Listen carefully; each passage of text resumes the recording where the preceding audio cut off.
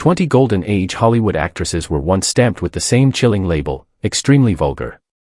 In an era when a single glance, a suggestive line, or a slow walk could spark outrage, these women terrified censors, churches, and the press. This list reveals why their presence alone was enough to shake Hollywood to its core. Mae West. Hollywood once feared that a woman's voice alone could corrupt an entire nation, so why did Mae West become the proof they needed? In the early 1930s, when actresses were expected to speak softly and dress modestly, Mae West did the opposite. She wrote her own material. She controlled her lines. On screen, she moved slowly, spoke with deliberate pauses, and filled every sentence with suggestion rather than innocence. Her characters understood desire and never apologized for it. That alone was enough to alarm parents, churches, and moral watchdogs across America. Radio stations pulled her sketches. Religious groups warned that her jokes would rot public morals. Studio executives pointed to her films as evidence that Hollywood was spinning out of control. When the production code began tightening its grip, Mae West's name was repeatedly cited as the reason stricter rules were necessary. What frightened them most was not nudity or explicit acts. It was confidence. Mae West treated censorship as fuel. Every protest brought more ticket sales. Every warning made her more famous. By refusing to soften her language or hide her intent, she became locked into history as the era's most vulgar woman, even as audiences laughed and leaned closer to hear what she would dare to say next. Jean Harlow. Was Hollywood truly scandalized by bad language, or was it terrified of a woman who wore her desire openly? Jean Harlow entered the screen like a flash of light. Platinum hair. Silk dresses clinging to every curve. She did not whisper. She talked fast, used street slang, and mocked men who believed they were in control. Critics complained that her language belonged on loading docks, not movie screens. Reporters called her the girl who made sin sparkle. In her films, she played women who took what they wanted. She slapped rivals. She seduced without shame. Censors clipped frames, but crowds still lined the sidewalks. Off-screen, gossip columns followed her nightlife, her gowns cut dangerously low, her laughter too loud for polite society. Yet those who worked with her described a different person. Polite. Warm. Careful with others' feelings. That contradiction fascinated the public. A vulgar image paired with private decency. Her sudden death froze that tension forever. Youthful. Alluring. And permanently branded as improper, not for what she showed, but for how boldly she existed. Theda Bara. How could a silent woman become the most dangerous figure in early Hollywood? Before sound, before dialogue, Theda Bara shocked audiences with nothing more than her eyes and posture. Rebranded by studios into an exotic myth, she appeared on screen as a vamp who lured married men toward ruin. Reclining on couches, draped in dark fabrics, she commanded attention without speaking a word. Posters wrapped her in snakeskins and occult imagery. Church bulletins warned that her films promoted satanic temptation. Small-town theaters refused to screen her work, fearing backlash from parish leaders. Yet curiosity always won. Fans traveled miles just to glimpse her image. On set, she was quiet and reserved. The danger existed only in the fantasy built around her. Still, the label stuck. Vulgar. Corrupting. Too powerful. Though many of her films were lost, her influence survived. Every femme fatale that followed borrowed from her silence, proving that Hollywood's first fear of vulgarity began long before anyone ever spoke a word. Marlene Dietrich. Could a woman in a tailored suit really threaten the moral order of Hollywood? Marlene Dietrich arrived with a look that refused obedience. She wore tuxedos, top hats, and sharply cut jackets at a time when femininity was expected to be soft and decorative. On screen, she crossed boundaries without asking permission. In one early film, she kissed another woman on the lips, then turned calmly to a room full of stunned men. Several states attempted to cut the scene. None succeeded. Censors struggled because Dietrich did not rely on nudity or crude suggestion. Her power came from control. A steady gaze. A slow smile. A voice that suggested experience rather than innocence. Review boards labeled her immoral. Newspapers called her vulgar, using the word as shorthand for her refusal to stay within gender lines. Off-screen, she doubled down. She appeared in public wearing menswear, insisting that clothes carried no gender. Moral groups complained. Editors fumed. Yet audiences could not look away. During wartime, photographs of her performing for soldiers in uniform further complicated the image. To critics, she remained indecent. To those watching from foxholes, she embodied courage. Dietrich outlasted every attempt to restrain her. Each failed act of censorship exposed the limits of control. What Hollywood once called vulgar became a blueprint for freedom, delivered not through scandal, but through confidence and precision. Jane Mansfield.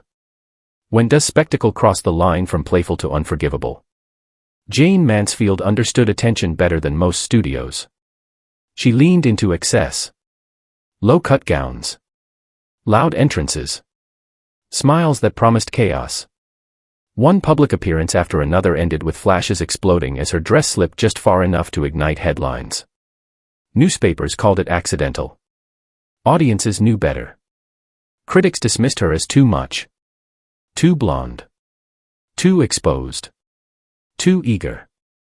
The word vulgar followed her everywhere, attached to every photograph and every joke about her figure. Films amplified the image. Milk bottles foamed. Camera angles lingered. Subtlety was never the goal. Moral groups protested. Some countries briefly banned her performances.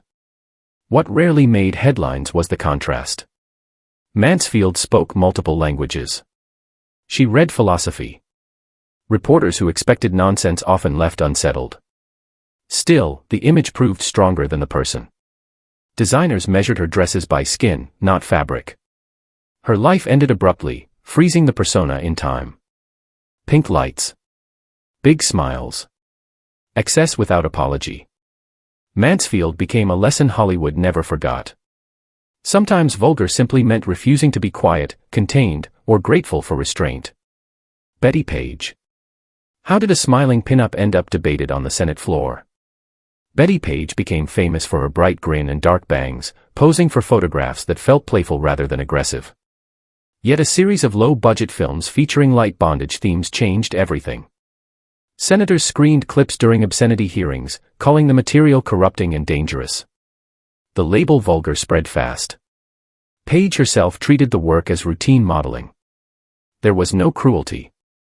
No violence. Just staged fantasy performed with laughter. Moral crusaders ignored context. To them, the images symbolized decay. To Page, they were jobs completed without shame. Away from cameras, she lived quietly. Church activities. Helping neighbors. Baking cookies. That contradiction confused critics who needed villains, not complexity.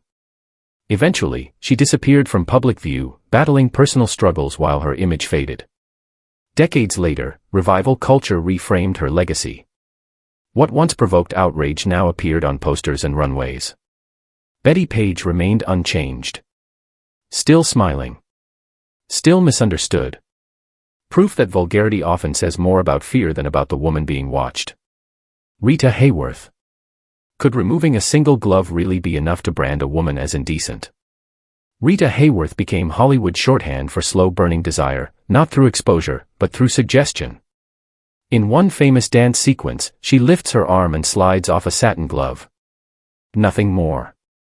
Critics immediately called it a striptease by implication. Parent groups demanded cuts. Moral leaders warned that the scene crossed an invisible line. During the war years, her image traveled even further. Pin-up photographs of Hayworth in lace and silk covered the walls of barracks across the world. Some praised her for lifting morale. Others complained that she distracted soldiers from duty. The same face became comfort and contamination, depending on who was watching. Studios leaned into the reaction. Every role emphasized her hips, her hair, her controlled movements. The label sex symbol followed her everywhere, even as she privately rejected it. Born shy and disciplined, she practiced dance routines until her feet bled. Off camera, she spoke softly and avoided attention.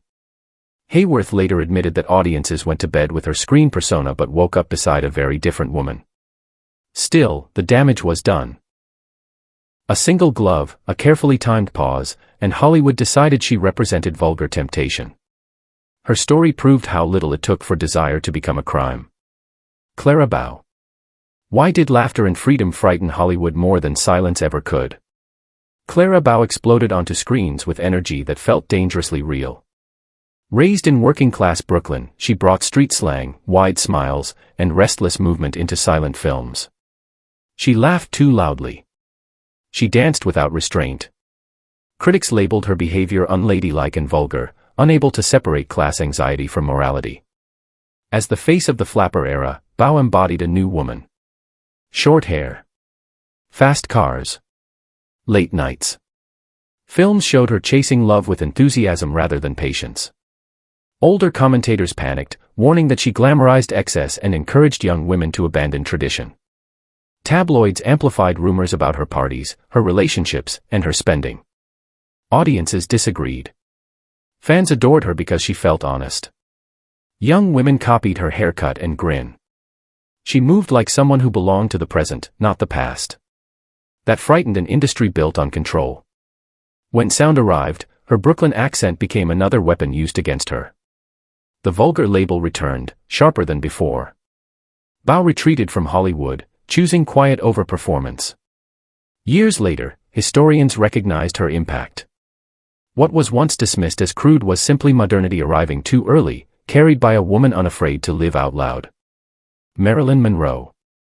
Was Marilyn Monroe ever allowed to exist as a person, or only as a moving image designed for consumption? Marilyn Monroe's body became Hollywood's most inspected object. Dresses clung so tightly that sitting was difficult. Fabric appeared painted onto skin. Cameras followed her walk, slowing it down, isolating each sway as if it were evidence in a moral trial. Columnists called her cheap, vulgar, and dangerous, not because she exposed too much, but because she could not be ignored. Studios carefully engineered the effect. Lighting softened her face. Costumes emphasized curves. Scripts reduced her intelligence to breathy pauses. When critics complained about taste, Monroe responded with humor, once posing in rough cloth to show that even restraint would be labeled indecent on her body. Yet the joke hid frustration. Films reinforced the problem. An adulterous character. A dress that seemed to float. A walk filmed from behind and replayed endlessly. Review boards debated cuts. Religious groups protested. The word sex symbol replaced her name. What vanished was her agency. Away from premieres, she studied acting, read serious literature, and questioned her own image. She admitted that being turned into a symbol meant becoming a thing. Something owned, not heard. Marilyn Monroe was never condemned for what she did. She was condemned for what others decided to project onto her shape, her movement, and her silence. Brigitte Bardot. Why did one barefoot woman on a beach feel more threatening than any Hollywood scandal before her? Brigitte Bardot arrived from Europe carrying a freedom American screens were unprepared to process. She moved naturally. She danced without polish. She treated her body as something lived in, not hidden or posed for approval. In one film, her presence alone sparked outrage. Bare feet. Loose hair. Unapologetic desire. American censors panicked. Church groups condemned the image. Mayors threatened bans. Newspapers repeated the word vulgar as if it explained everything. Bardot did not argue. She did not correct the narrative. She simply lived the same way off screen. Sunbathing openly. Speaking honestly about love. Refusing shame. What shocked audiences was not nudity. It was ease. Bardot did not perform innocence or guilt. She existed. That unsettled a culture trained to punish women who looked comfortable inside their own skin. Over time, her work revealed emotional depth often ignored during the backlash. As she stepped away from cinema, her energy shifted toward activism. The scandal faded. The freedom remained. Bardot proved that what America once labeled vulgar was simply a different relationship with the body, imported from a continent less afraid of it. Raquel Welch. Why was a single publicity image enough to define an entire career as tasteless? Raquel Welch became a global sensation through one photograph. A fur bikini. Strong posture. Direct gaze. Critics rushed to label it vulgar spectacle, ignoring the irony of placing outrage on a costume meant to depict survival, not seduction. The image spread faster than any dialogue she ever spoke. Films that followed kept the focus fixed. Wet entrances. Lingering shots. Reviewers mocked her presence as excessive display. When roles pushed boundaries through satire or gender play, the blame fell squarely on her body. The double standard was clear. Male heroes exposed their chests without comment. Welch exposed strength and faced condemnation. Off-screen, she challenged the framing. She demanded varied roles. She trained seriously. She proved herself in comedy, drama, and physical performance. Still, the label lingered. Vulgar became shorthand for visible power. As years passed, the outrage softened. Fitness programs, interviews, and charity work revealed discipline and control behind the image. Raquel Welch remained poised. The scandal aged poorly. What endured was the lesson. Hollywood often confuses confidence with excess, especially when it wears a woman's form. Sharon Stone. Could a single movement really lock an actress inside one label for the rest of her career? Sharon Stone entered public memory through one brief moment in a crime thriller. A calm interrogation. A controlled pause. A crossing of legs that lasted seconds but echoed for decades. Newspapers exploded. Editorials called it sleazy and vulgar. Moral watchdogs demanded cuts. The scene overshadowed everything else in the film. Stone was suddenly asked not about character or story, but about decency. She argued that the role portrayed intelligence and control, a woman commanding a room full of men. That explanation was ignored. The image was simpler. Easier to sell. One gesture became a headline, then a verdict. Roles that followed kept the discussion alive. Bold characters. Sharp dialogue. Risky choices. Each time, critics returned to the same word. Vulgar. It no longer described a scene. It described her. Away from red carpets, Stone revealed discipline and resilience. After surviving a serious health crisis, she spoke publicly about recovery and awareness. The moment that once defined her slowly lost its power. What remained was a career shaped by a lesson Hollywood rarely forgets. For women, one daring choice can outweigh years of careful work. Elizabeth Berkley. How did one film turn ambition into a public execution? Elizabeth Berkley stepped into a demanding role that few established stars would touch. The film was loud, exaggerated, and deliberately excessive. Critics did not debate its intent. They attacked it. The word vulgar appeared everywhere. Reviewers called it trash. Late-night hosts turned her into a punchline. The backlash was brutal. Berkley became the symbol of everything critics hated about the film, even though she had not written it, directed it, or controlled its tone. Studios backed away. Offers disappeared. She was treated as expendable, sacrificed to protect an industry embarrassed by its own creation. Time changed the conversation. Audiences began to view the film as satire. Its excess became its meaning. The same scenes once mocked were now quoted and studied. Berkley rebuilt her career slowly, moving to theater and mentoring young performers. Looking back, the vulgar label revealed more about cultural panic than artistic failure. Berkley's experience showed how quickly Hollywood punishes women for risks it later pretends to admire. Madonna. What happens when shock is not an accident, but a strategy? Madonna never waited to be misunderstood. She engineered it. In film appearances marked by explicit imagery and taboo themes, she pushed directly against censorship, daring critics to keep up. When a controversial movie earned the strictest rating, headlines accused her of dragging cinema into the gutter. Madonna responded by owning the outrage. She framed sexuality as power, not shame. Interviews became battlegrounds where she challenged double standards openly. Male artists were praised for provocation. She was branded vulgar for the same behavior. What unsettled critics was control. Madonna shaped her image, monetized it, and refused apology. Even quieter roles were ignored because scandal sold better than nuance. As years passed, the shock softened. What once caused panic now seemed mild beside modern media. Madonna remained standing, Proof that vulgarity can be a label applied when a woman refuses to surrender authorship of her own image. Pamela Anderson. When did slow motion turn into a moral accusation? Pamela Anderson became television shorthand for desire through one repeated image. Running along a beach. Red swimsuit. Hair moving like a flag. Critics mocked the simplicity, calling it vulgar spectacle aimed at mass audiences. The show's popularity only intensified the disdain. Film roles reinforced the backlash. Reviewers dismissed them as cheap fantasies. Anderson acknowledged the caricature but questioned the standard. Male action heroes wore less and escaped judgment. She did not. Beyond the screen, Anderson pursued activism, speaking publicly for animal rights and personal causes. Those efforts struggled to break through the image fixed in public memory. Years later, her own reflections reframed the story. She described manipulation, pressure, and survival. The slow-motion shot remained, but its meaning shifted.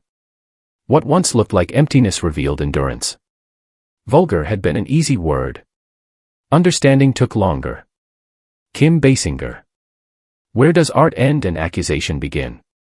Kim Basinger ignited debate with a film that treated intimacy as emotional theater. Some critics praised its intensity. Others labeled it soft pornography disguised as drama. Churches protested. Cities considered bans.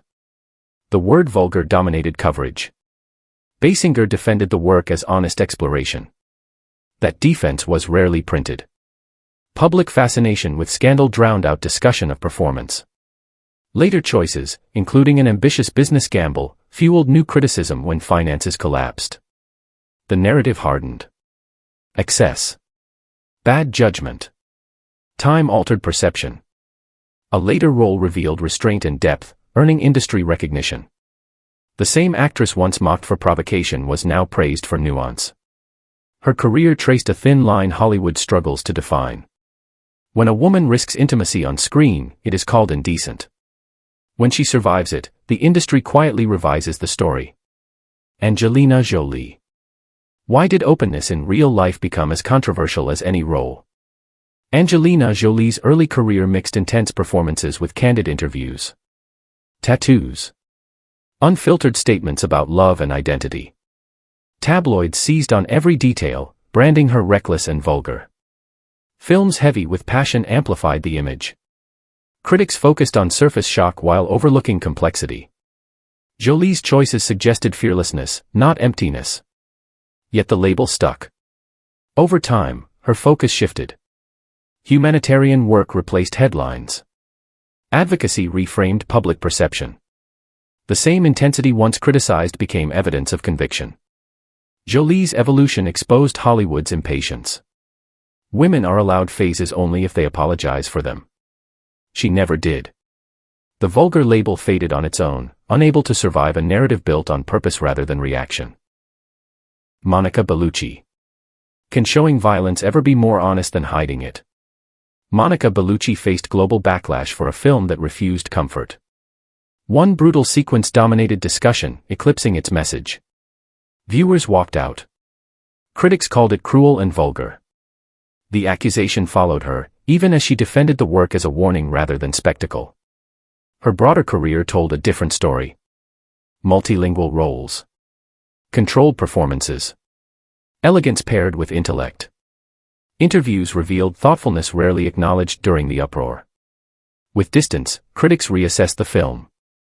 The discomfort had been intentional. The vulgarity accusation weakened. Bellucci remained composed, her reputation intact. Her story questioned who decides what is acceptable to portray. Sometimes the label vulgar is applied not to excess, but to honesty that refuses to look away. Mamie Van Doren. Why did playful rebellion terrify a polite decade? Mamie Van Doren emerged during an era obsessed with appearances. Studios positioned her as a rival to established sex symbols, encouraging tight sweaters, suggestive songs, and exaggerated publicity. Critics dismissed the films as noisy and vulgar fun. Church groups warned young audiences away.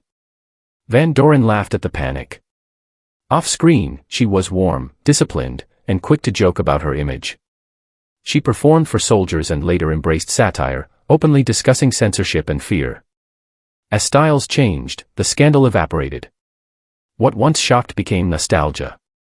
Van Doren remained proud of her role in exposing the era's hypocrisy. Her career closed the circle. Yesterday's vulgarity often ages into charm, revealing that outrage says more about its moment than its subject. What emerges from these stories is not a collection of scandals, but a pattern repeated across decades. Each time Hollywood encountered a woman who moved, spoke, dressed, or existed outside expectation, the same word appeared. Vulgar. The label changed targets, but its function remained consistent. It simplified complexity. It reassured authority. It warned others not to follow. The details differ. A suggestive line. A slow walk. A bare shoulder. A suit worn by a woman. A role that refused modesty. A moment that lasted seconds and erased years of work. Yet the reaction followed the same script. Outrage. Headlines. Moral concern. Then silence. Time passed. Standards shifted. The outrage softened. The work remained. What becomes clear is that vulgarity was never fixed. It moved with comfort levels. It tracked fear more than behavior. When audiences were uneasy with women claiming control over desire, ambition, or image, vulgar became a convenient boundary.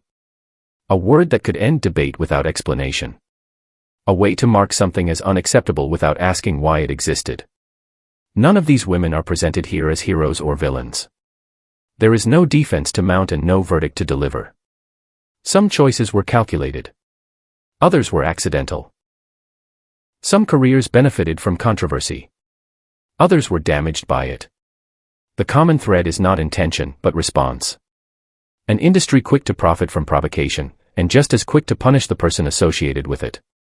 Over time, many of these moments lost their power.